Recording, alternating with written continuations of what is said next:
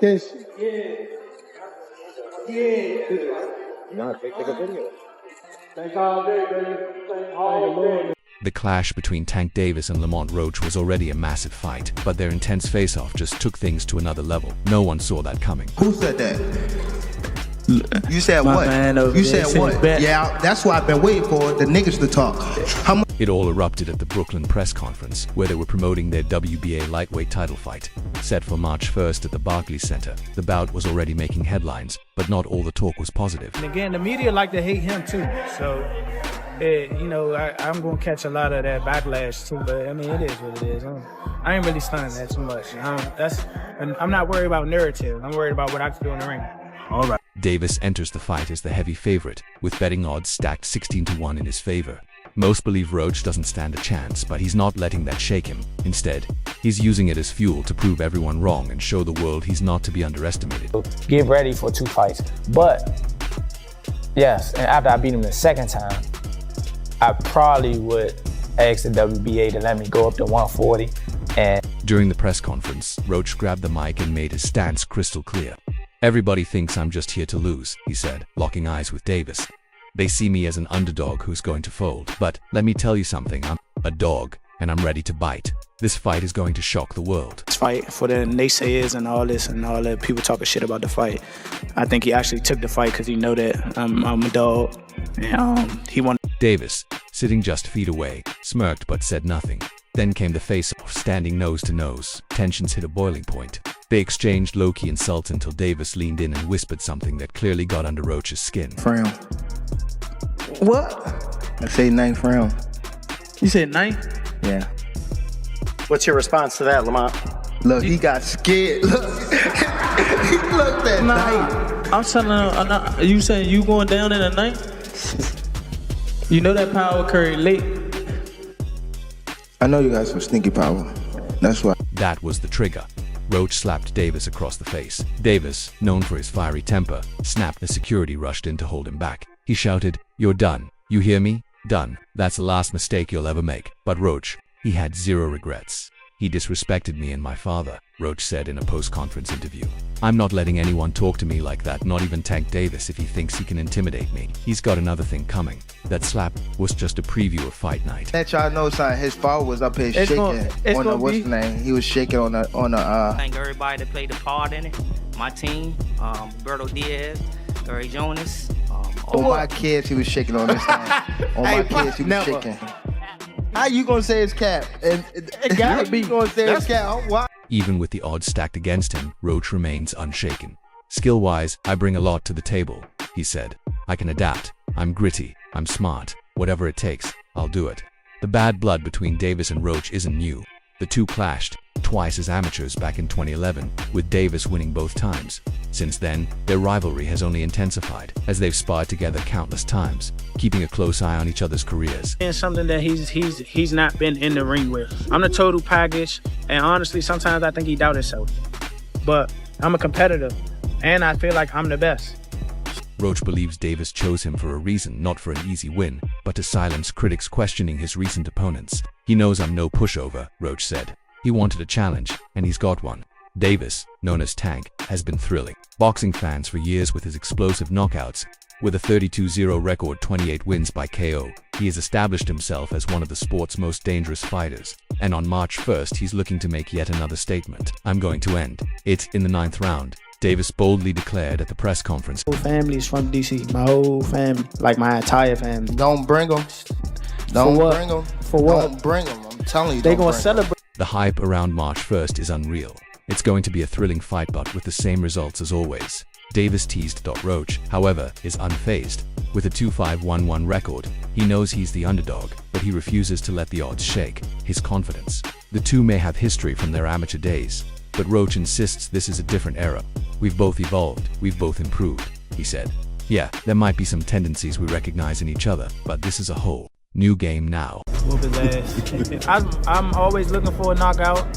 No matter what, I'm always prepared for 12 rounds. But I'm always looking for a knockout, and if I get the chance, I'm going to try to knock his. Their amateur rivalry makes this fight even more intriguing.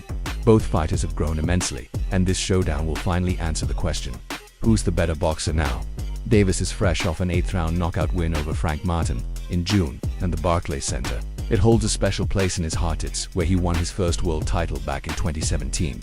The energy in New York is unreal, Davis said. Twice in the same tournament. So, yeah, and we fought in the Junior Olympics, in the regionals, and we fought in the nationals.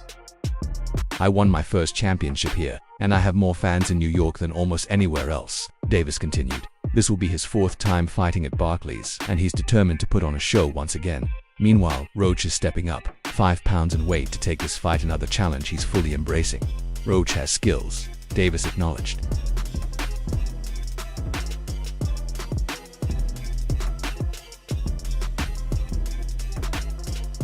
Even though Roach was in a lower weight class, he's always been a respected fighter. Davis knows this, and despite his confidence, he isn't underestimating Roach completely. He's a tough opponent, and people will see that on March 1st. Davis admitted there's mutual respect, but make no mistake, both are out to win. For Davis, this is another step towards cementing his legacy in his prediction of a 9th-round finish. That only adds more drama to an already fiery build. Roach, on the other hand, is determined to rewrite the narrative. His belief in himself sets the stage for a war that boxing fans can't wait to see. Tank Davis, what do you need to do together with you and your team and obviously your son to score that victory? We got a game plan. We're gonna execute it, and we're gonna get the results. Move that head, bob and weave, bob and weave. Hey, let that go. This fight isn't just another title defense for Davis, it's another crucial step towards cementing his legacy.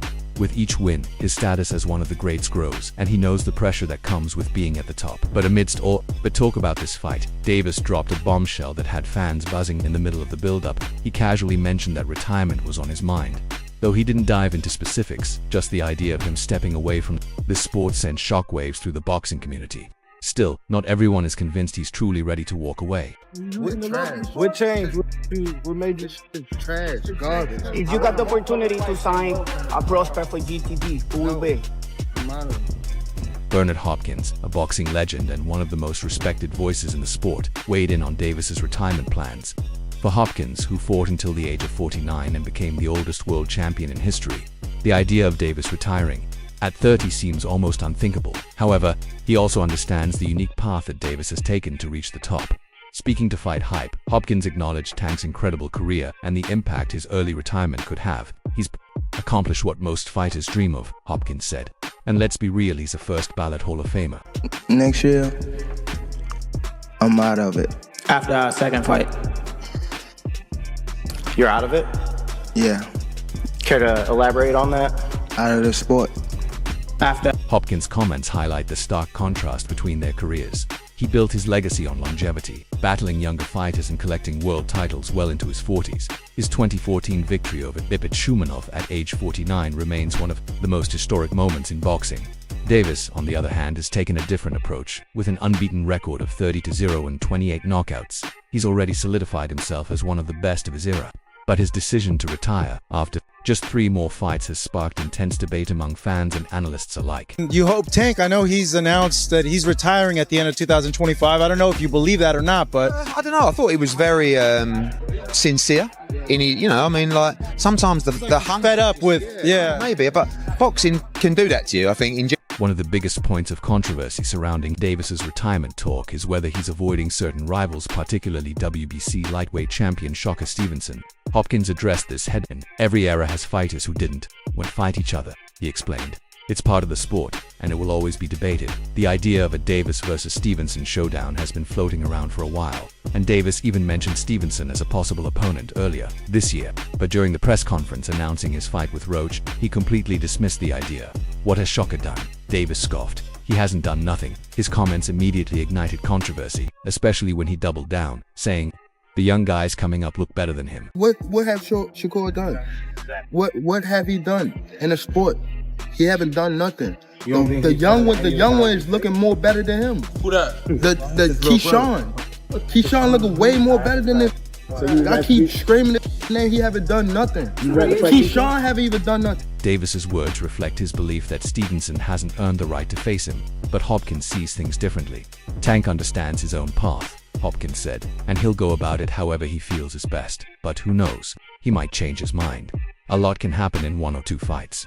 Despite Davis's reluctance, many fans and analysts believe Stevenson is the ultimate test for him. Stevenson is known for his defensive mastery and technical brilliance, qualities that could make him a nightmare matchup for the knockout artist. However, Davis has completely dismissed the idea that he's avoiding Stevenson. You know, when you're looking at Shakur Stevenson, when you're looking at, you know, these other fights that he should really be fighting, you know, he don't want to do them fights. He wants to retire. Yeah. So don't come and but don't come and come at me. Yeah. And go, oh yeah, let's give it all, you know, very big bollocks and go, oh yeah, Avoiding what Davis said, laughing off the criticism. If we're talking about being afraid, it's gotta be of someone who can actually hurt me. He doesn't have any offense. Defense alone doesn't win fights, it wins football games. While Stevenson's style is built around outclassing opponents with speed, movement, and precision, Davis believes that power and aggression are the real keys to victory in boxing. Hopkins, taking a measured approach, suggested that fans should respect Davis's decision whether or not he ever fights Stevenson. If he's got 3 fights left, let's just hope they're the fights people want to see, Hopkins said. Wish list, 3 names that you want 2025. I won't say. All right. Who? Hopkins himself continued fighting because he felt there was still more to prove. Davis, however, might be in a different position. Hopkins speculated that Tank's mindset could shift depending on how his final 3 fights play out. He might say he's done, but you never know, Hopkins said. Something spectacular could happen, and he might change his mind.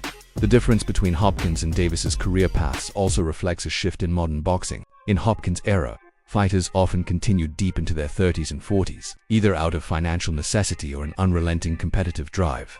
Today, top-tier fighters like Davis are in a better position to walk away on their own terms. No, I said Lamont Roach or Shakur Stevenson. Why you keep bringing up Shakur Stevenson? Mad fighters out here. I'm fighting Shakur. I'm fighting Lamont. You keep bringing up Shakur, bro. With 3 fights left before his planned exit, fans are eager to see who Davis will face next. Stevenson seems off the table for now, but Hopkins' comments leave room for speculation. The Baltimore native's explosive style has already made him a star, and his decision to retire early only adds to the mystery surrounding his career. But as Hopkins pointed out, respect is key. Tank has already accomplished what most fighters never will, he said. He's a Hall of Famer, no question.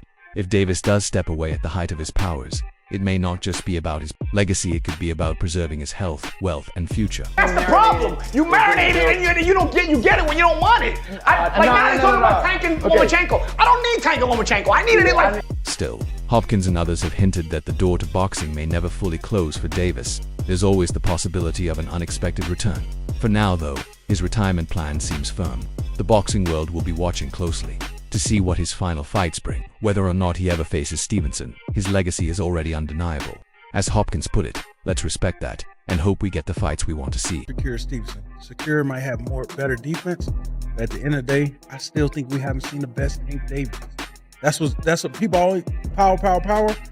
We still have. Meanwhile, WBC lightweight champion Shakur Stevenson is gearing up for his highly anticipated return to the ring on February 22nd, where he'll take on the undefeated Floyd Schofield. This fight is part of the undercard for the massive Paul vs Diaz rematch in Riyadh, an event that promises to showcase some of the best talent in the sport. For Stevenson, this bout is another opportunity to prove why he's considered one of the most skilled boxers of his generation. Me and Tank, the biggest fight. That's the one. It's the biggest fight in the world. Yeah. Like, it's going to be the biggest boxing fight in the world when it happens. Stevenson versus Schofield is already generating serious buzz. Schofield, a rising star with an undefeated record, combines speed and power in a way that has caught the attention of many boxing insiders. But Stevenson's superior experience at elite-level defense make him the clear favorite. Known for his incredible ring IQ and ability to control distance, Stevenson has been hailed as a future great. His upcoming clash with Schofield is not just another fight, it's a potential stepping stone to even bigger matchups down the road. Something I want y'all to pay close attention. Tank's telling y'all, he don't want to chase him around. Y'all want to see Tank knock people out. You don't want to see him chase somebody around the whole fight, because what happened when Shakur do it, when somebody chasing him around? It's boring. What's next for Tank? If anything, it's going to be Keyshawn. Respected trainer and analyst Teddy Atlas recently weighed in on Stevenson's place in the lightweight division. Speaking with ProBox TV, he was asked who he believed was the best fighter at 135 pounds. Without hesitation, he named Gervonta Tank Davis as the king of the division. Tank's the man right now, Atlas declared. He's in his prime, and he can do it all. It's not just about his power, he's a terrific counterpuncher, sets traps, and knows how to move. When needed, he's the full package. Looking at Lamont the way that everybody else look at Lamont, like I know Lamont is a really good fighter. I'm not. This ain't no Frank Martin. That's all I'm gonna say. Yeah. The possibility of a Davis versus Stevenson clash continues to loom over the division. Both men are undefeated, and their contrasting styles would make for an epic showdown. Stevenson's elite defense and tactical precision versus Davis's raw power and finishing ability. It's a matchup that could reshape the entire lightweight division. But with Davis planning to retire soon, will it ever happen? Only time will tell. He didn't even fight at 135 yet. Right. He didn't even have power at 126, 30 or none of that. He is good. Okay. For now, Stevenson's immediate focus is on Floyd Schofield, but the possibility of a future fight with Davis still looms. Both fighters have their own paths to follow in 2024. Yet fans and analysts alike eagerly await the day they share the Ring Atlas's endorsement of Davis as the man to beat only adds to the speculation. As Stevenson continues to impress with his technical skills and Davis dominates with his power and versatility, anticipation continues to build. 2024 could be a defining year for both fighters in the lightweight division as a whole. That's a great fight, you know. I like Tank. I think Tank is too strong at that weight for anybody. 40, but like skill for skill, I think great fight. Until then, Stevenson's February clash with Schofield will be an important milestone in his journey. A dominant performance could solidify his place among the sports elite and strengthen the case for a blockbuster fight with Davis. But before that, Tank will face Lamont Roach in March. Who do you think will come out on top in that matchup? Share your thoughts below, and don't forget to like and subscribe for more updates.